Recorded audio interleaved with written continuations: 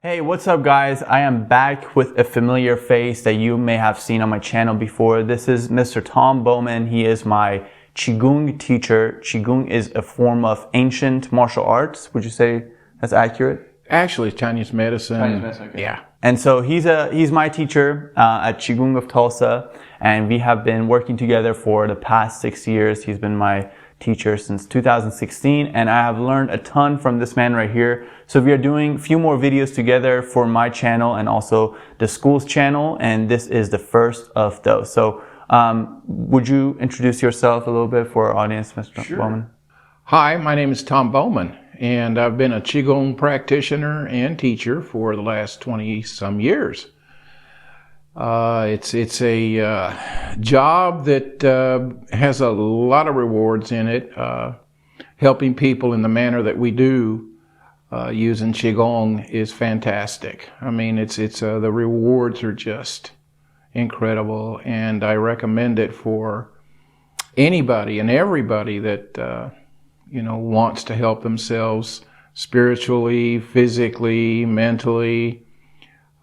It's a wonderful, wonderful thing to learn. So, and I'm sitting here with one of my favorite students. I can't say that, but I did say that. So, and Peshman is wonderful, and I hope that you look at his channel because it's got a bunch, and a bunch of good information in there. So, anyway, that's me, and let's go on.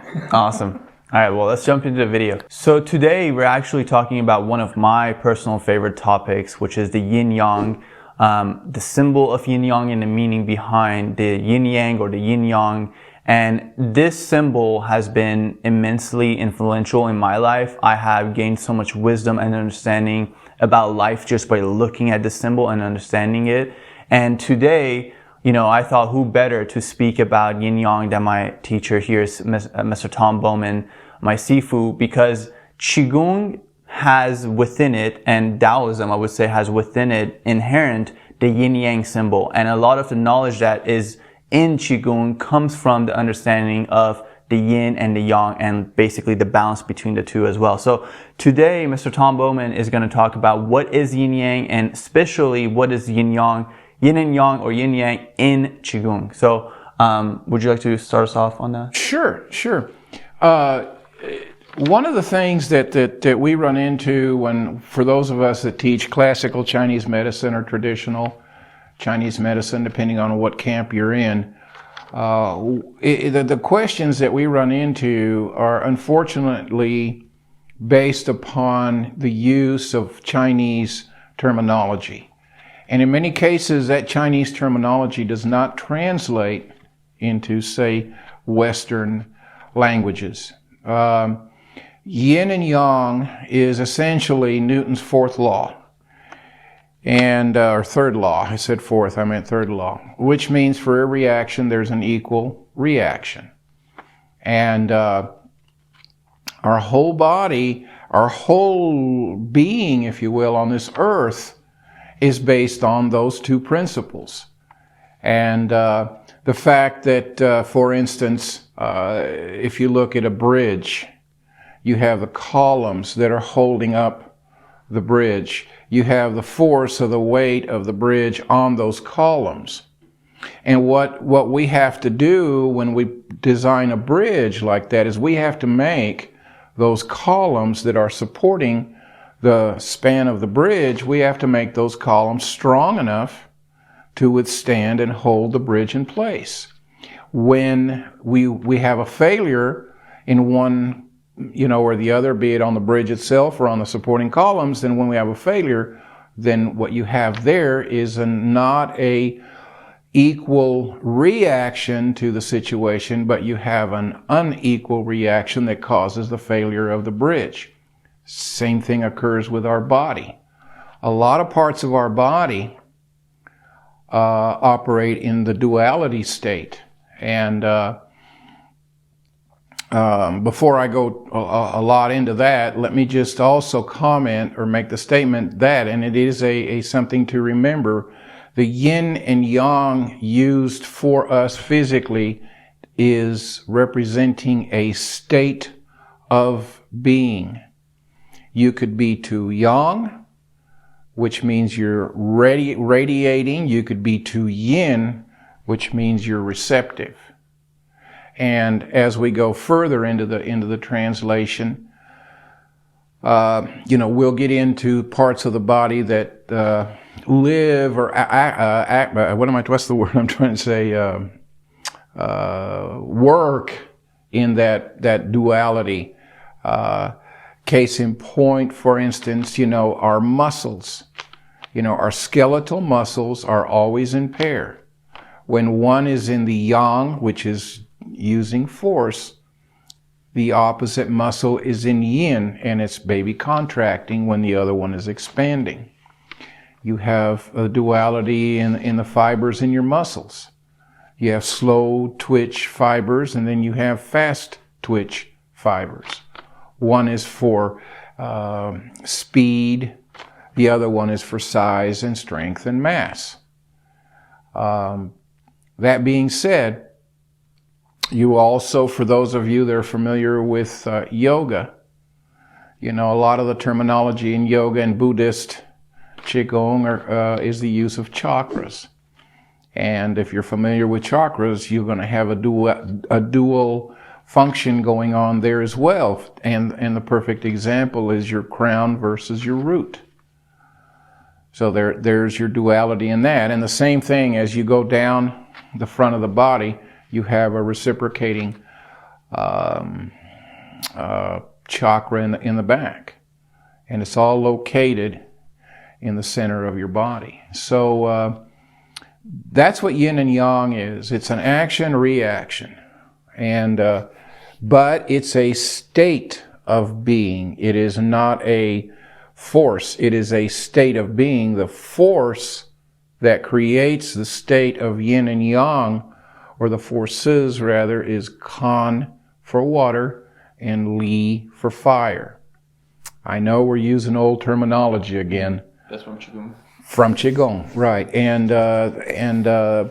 water or kan simply represents that you have no energy, you're cold, you're cool, and then you have li, which is considered fire, translates fire, means you're hot, you're wasting energy. And either one of those, when it's more prevalent than the other one, causes you to be in either a physical state of yin, which is you're sick, you're cold, you're not doing too well, or yang, which means you have a fever. And, the bottom line is either one of those represents a situation by which or through which your energy is not optimal, or your bioelectricity is not functioning correctly. Yeah. Okay.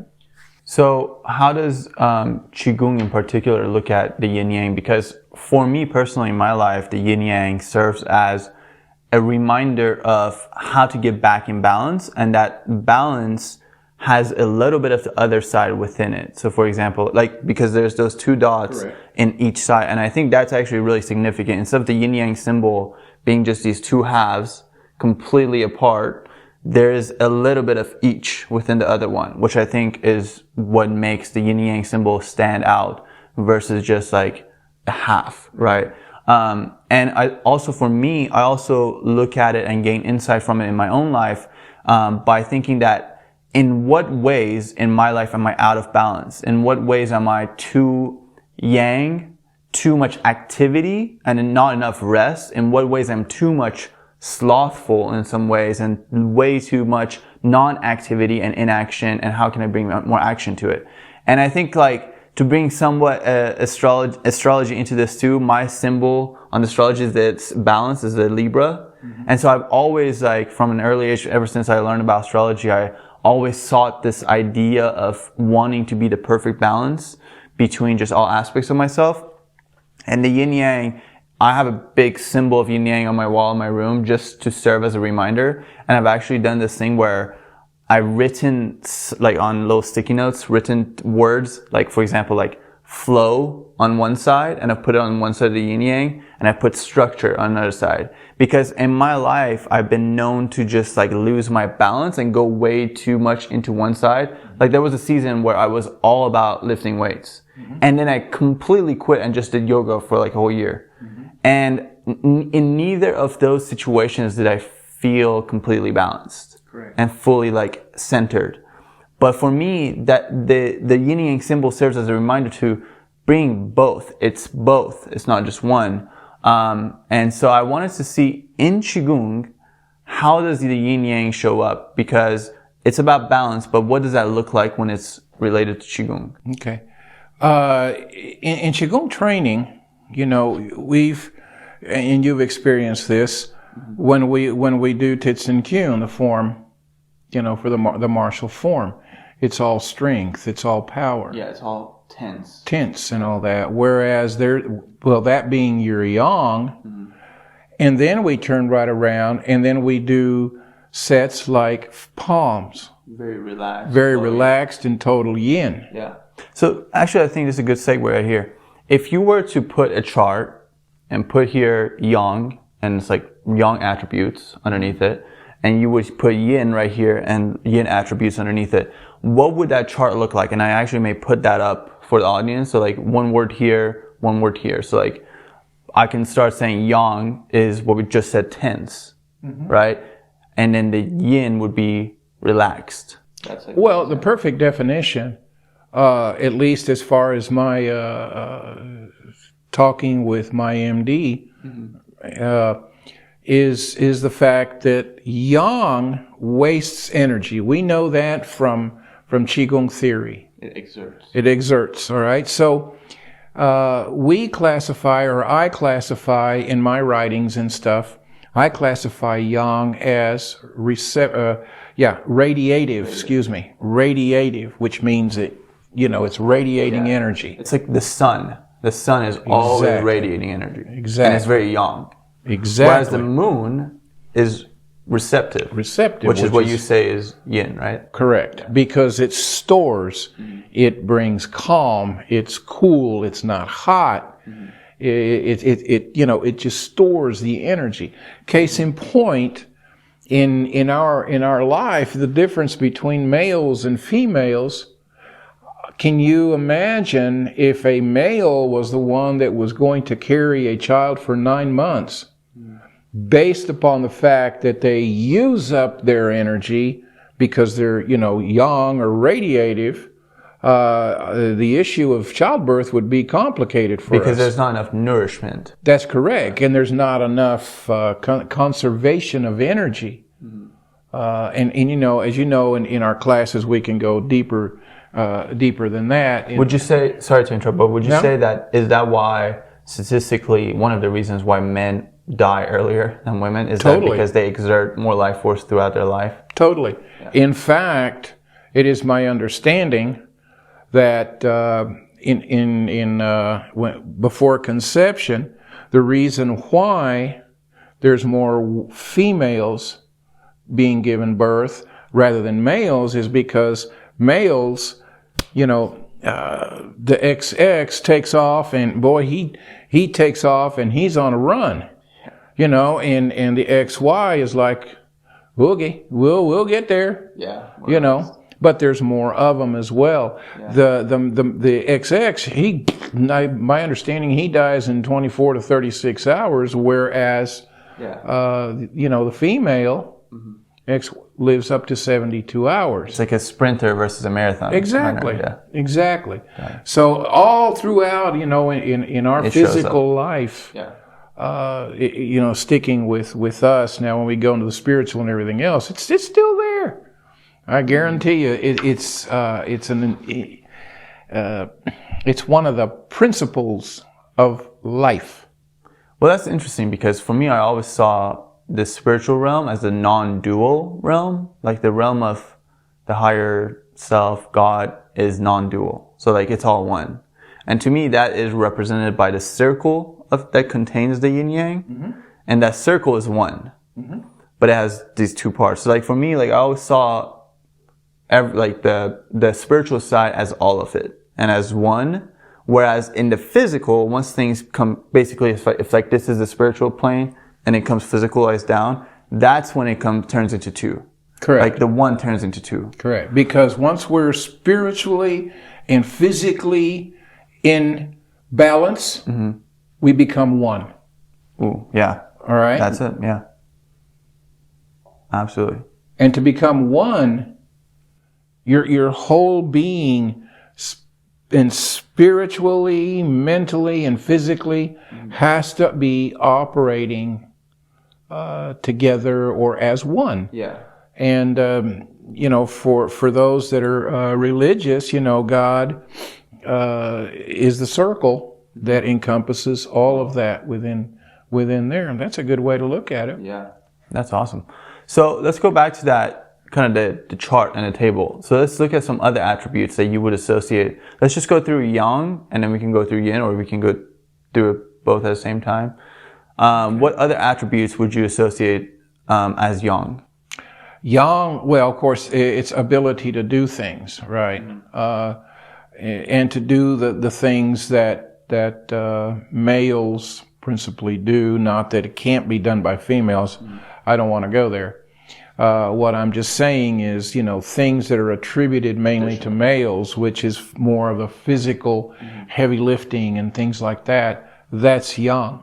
So activity is Yang, just in general, activity, being active, and then rest or non-activity is Yin. Inactive. Well, a rest or calm and meditative type of actions. Yeah, you're calm. Right. So it's like being and doing. Doing Correct. is Yang, being is Yin. Would you say that like fire is Yang and then water is Yin? Totally.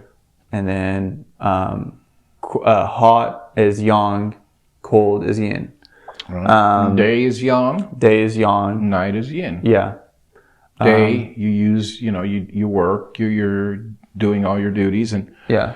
at night you rest. And then inhale is Yin, actually. Correct. That's fun because I always feel like inhale should be Yang because it's, to me, feels like an activity I'm doing. But because you're taking in, it's considered Yin, right? Mm-hmm. Yeah. And not only that, it's because you exert when you exhale. Remember, all your exercises, anything that you do, you bodybuild, remember that you used to exhale when you pushed. Right. That's true. So, and furthermore, as we've talked in our theory classes, inhaling nourishes the brain and the bone marrow, whereas exhaling nourishes the muscles and the tendons. Right. And that's from Qigong knowledge. Correct. Wisdom. Yeah, I think that's good enough. I think in terms of attributes, we can maybe like elaborate on it at some other time. But I think just the way you put it always is the radiative versus the receptive. That's a really good way to imagine it. Well, it's easier for us in English to understand that. Yeah. One of the sad parts about a lot of what I've run into in my 20 years is the overindulgence sometimes, I say, of trying to use Chinese language, some of which is old Chinese language, terms, and try to explain something to our society today, and more so on the Western society. And the whole practice, the whole scientific basis for what we do is lost because people don't understand, and it's not because they don't want to, it's because it doesn't make sense. Yeah, for sure. And that's something we need, a bridge we need to try to cross. And, in that aspect of it. But what are your notes there? What else did you want to cover about the Yin Yang and the Qigong? Well, the use of Yin Yang and Qigong. One of the things that, and I think you'll have to put this graph up, all right, when we talk about. One of the other things is that our body clock, if you will, if you'll look at a Yin Yang symbol, where and we'll have that up for you, and look at that symbol and where the white is versus where the black is, And surrounding that is going to be the 24-hour clock.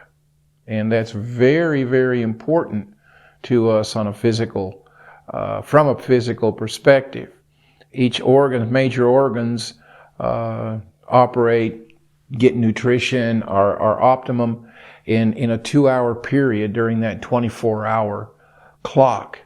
And, look at that and look at the organs attached to what time of day it is. And it's pretty interesting to note what organs are in high peak and which ones are on the low peak. High peak being if it's, midnight to 1 o'clock, or midday, for instance, to 1 o'clock in the afternoon, your heart is the one that's operating at its utmost. So, it's not just a symbol. There's more to it than that. And as we can see from a medical perspective, Qigong medical perspective, you have that 24-hour clock representing 2 hours worth of organs that are, functioning in your body. So that to me is real important. I use it a lot when we're doing clinical work as part of not a diagnosis or assessment perspective so much as for a healing. Let's say you've got, urinary bladder problems. I'm not going to have you wake up 3 a.m. in the morning and start exercising. No, but understand that would be the optimum, for you working, if you're having those kinds of issues. So, other than that, it's not mysterious. It's very definitely a rule that we in the universe live by. One of a few, but nevertheless, it is a rule. Mm-hmm. And I look forward to questions. Yeah, so do you think that do you think that balance looks different for each individual? Like, for example, are some people more prone to be more yang or yang, and then some people are more prone to be more yin, and that balance for them looks different than what it would look like for another person? That's a real good question, and it's not an easy one to answer with just a yes or no. Mm-hmm. And let me explain why. When you have a male, you expect the male to be yang and a female to be yin, right? For the reasons that we've stated before. Not in 2022. Well, but and that's where I was headed to, was the fact that in each and every one of us is different. Some will have the need or the physical, I don't even know how to refer to it. Tendency. Temperament. Yeah, temperament. That's good. Perfect, actually. To be very aggressive, constantly being aggressive without any knowledge, both mentally and physically, of being calm, being non-aggressive. So in kindergarten, before people are they have developed like a full-fledged personality, even at that stage and age, you have those kids that are just like looking for a fight all the time. And then you have those like I was, that was just trying to befriend everyone and avoid a fight and be left like I just didn't want to be, in a conflict. Right.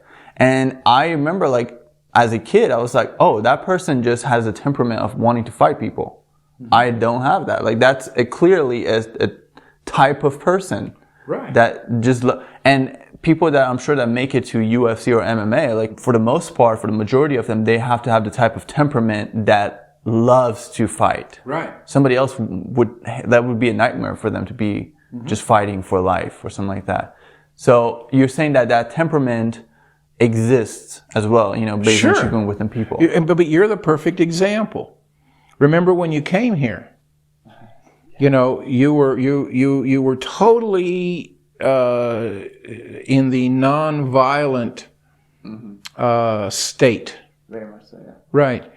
And when we finally reached a point where you started taking Kung Fu, yeah, which you were opposed to, but thanks for going ahead and you know, giving it a shot, then you realize, though, that, oh, wow, it's not what I thought it was going to be. Yeah.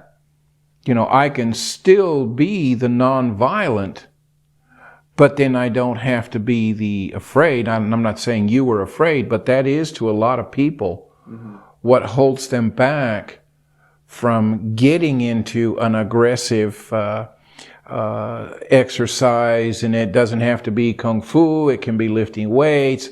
But there are a lot of people who don't want any kind of violence in their lives. And until they understand the yang and the yin and the balance that they get from balancing the both, rather than being too much yin and not having enough yang, that leads to sickness as well. And it, you know, in every way. So it's all a matter of balance. I'm not a violent person, but I can probably take care of myself should the situation arise. But that's the last thing I want to do. But, and I think you might remember the question that was brought up, you know, Master, you teach us how to fight, but then you tell us never to be aggressive, never to fight. You know, how do you bring these philosophies together? Yeah. And I think you know the answer to that is, I'd rather be a warrior in a garden than a gardener in a war. And I love that. I've probably said it before, and you do love that. You say that a lot. I do, because it matches us in our society today more than anything that you know, that stands and prevails in my mind. Why are these people doing this? And that one little, shall we say, saying, and that's why it's dear to me. Yeah. Well, I say this too. It's like when I finally like learned martial arts and just became more comfortable with the yang side, is when I felt like I could fully like be calm and be peaceful, which was weird, because I thought, like, to me, being more yin represented being more peaceful. But when I balanced my yang, all of a sudden my yin was free to be itself. Yeah. It was like I felt fully safe and at peace.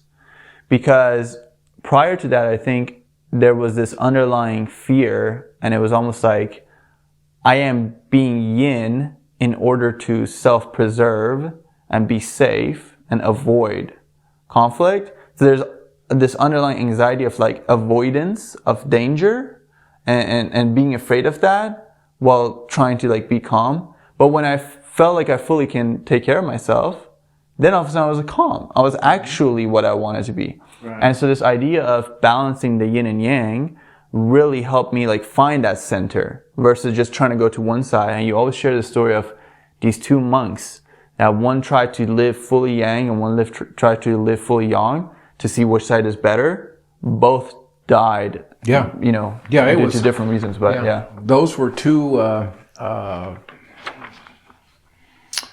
am I trying to say here? They weren't Buddhists, they were Taoists, so two Taoist monks. And this is a true story? True story. My understanding of that is a true story.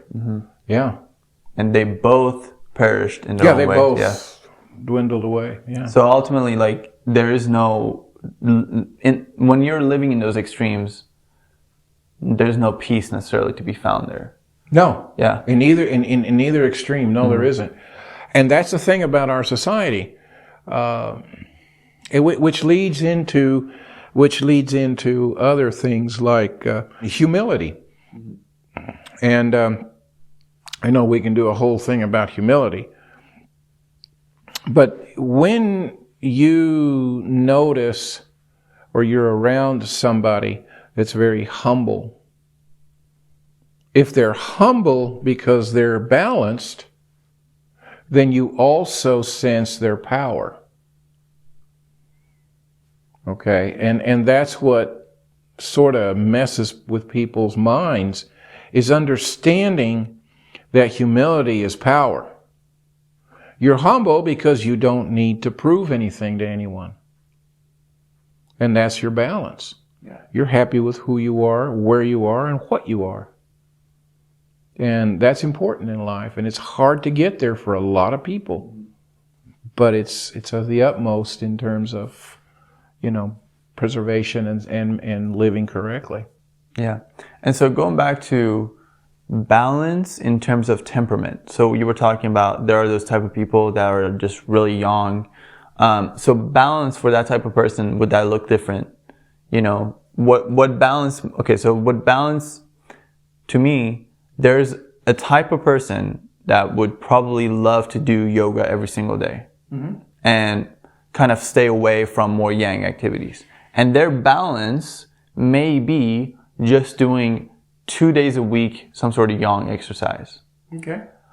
But is there another type of person that is just temperamentally yang, and the balance for them would be not doing like 3 days a week they do yoga, 3 days a week they do lifting weights. Not that perfect balance, but like 5 days a week they lift weights, and maybe 2 days a week they do yoga. Is that still balanced, even though it's not perfect balance? Does that make sense?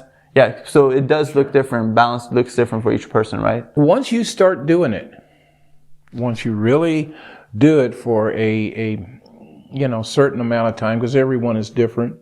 Once you get started on the journey, your body's going to start talking to you, and you're going to listen, because your body's always talking to you. It's whether you listen to what your body is saying. Yeah. Is the thing. And once you reach the point where you're listening, then your body is going to tell you, okay, let's do 2 yoga this week and 3 whichever it is, bodybuilding or as such. But it's getting in touch with your body and listening to your body, and that's where we in Qigong go. Right. The inner guidance. Yeah. Okay. Is there anything else you want to say about the Yin Yang and Qigong in particular? No. Other than, it is a factor in everything that we do. And if from a life's perspective, I've heard the statements that says, people die the way they live. I don't know exactly. I haven't dissected that 100% yet. But if I look at it from a perspective that if we live and strive to be in balance, then our death will, I assume, be smoother and probably not full of violence. Yeah. And everything that we do is, again, for every action there's a reaction. If you treat somebody nice, chances are they're going to reciprocate. If they don't reciprocate, then they're not worth being around. So, in many cases, the reciprocation from being kind and understanding and all of that doesn't occur immediately, but eventually it does. Yeah, it's like planting a seed. Correct. That's very good. Awesome. Well, I hope that you guys enjoyed this. Like Sifu Tom said, if you have any questions, leave them below in the comments. Reach out to QigongofTulsa.com. That's the website for the school, correct? And you can reach out to Tom from there. Anything else? No. Awesome. I mean, again, I'd love to hear your questions and and opinions too. By the way, he who teaches learns. Absolutely. All right. Well, thank you guys for watching. If you enjoyed the video, please like, subscribe, and share with those whom you think may benefit from the information. So thank you. We'll be back with more videos soon. Bye. If you enjoyed the videos you just saw, I'd like to invite you to a live Zoom session on May 29th at 2 p.m. Central Time. We're going to present to you 3 exercises that are very powerful. If you're a beginner, fantastic.